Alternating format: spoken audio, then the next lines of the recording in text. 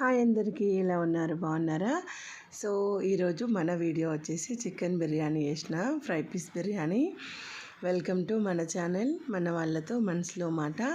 ఈరోజు బాస్మతి రైస్తో 1 kg చికెన్, 1 kg రైస్తో బ్యూటిఫుల్ అయిన, చూడడానికి ఎంత బ్యూటిఫుల్గా ఉందంటే తినడానికి కూడా అంత యమ్మీగా ఉన్న చికెన్ ఫ్రై పీస్ బిర్యానీ చేసిన.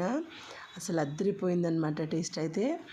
మీరు కూడా ఒకసారి ట్రై చేయండి, ఎలా ఉందో కామెంట్ కంపల్సరీ చేయాలి. అంటకుండా రైస్ కూడా మెత్తగా ఉడకకుండా అన్ని టిప్స్తో మంచిగా చేసిన. మీరు కూడా కంపల్సరీ ట్రై చేయండి, చాలా బాగా కుదురుతుంది. చికెన్ బిర్యానీ కోసం నేను 1 kg చికెన్ నీట్గా వాష్ చేసుకొని పక్కకు పెట్టుకున్న. కొత్తిమీర, పచ్చిమిర్చీలు, పుదీనా, అల్లం వెల్లుల్లి పేస్ట్, సరిపడా ఉప్పు, సరిపడా కారము, పెరుగు, గరం మసాలా, సాజీరా, ఇలాచీ, లవంగాలు, బిర్యానీ ఆకు, ఫ్రైడ్ ఆనియన్స్ అన్నీ వేసేసి మంచిగా మనం ఫ్రై చేసిన ఆయిల్ ఉంది కదా, అది కూడా యాడ్ చేసి మంచిగా కలిపి ఒక 1 hour పాటు పక్కకు పెట్టాలి కంపల్సరీగా.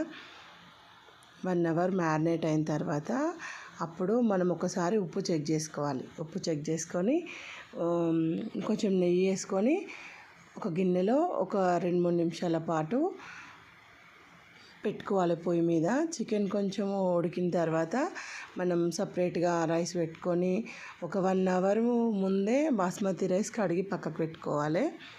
మన మసాలా అంతా మ్యారినేట్ అయిన మసాలాని ఒక పెద్ద గిన్నె, బిర్యానీ ఏ గిన్నెలో అయితే చేస్తామో ఆ గిన్నెలో మనము మ్యారినేట్ చేసి పెట్టుకున్న చికెన్ మొత్తం యాడ్ చేసుకొని పెట్టుకోవాలన్నమాట.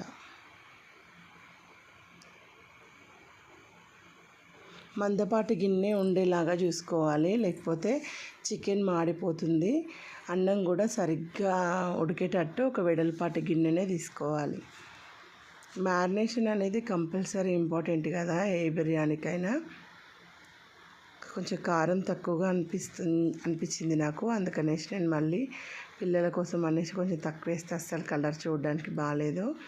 అందుకని మళ్ళీ 1 స్పూన్ కారం అయితే యాడ్ చేసుకున్నాను. కారం యాడ్ చేసుకొని కలిపి పక్కకు పెట్టుకోవాలి.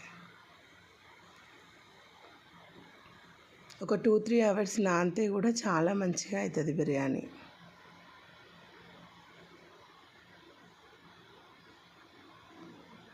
మరి ఇంకొకసారి దమ్ బిర్యానీ కూడా కంపల్సరీ ట్రై చేద్దాం. ఒక 1 hour పాటు రెస్ట్ ఇచ్చిన తర్వాత అప్పుడు మన బిర్యానీ ప్రాసెస్ అనేది స్టార్ట్ చేసేద్దాం.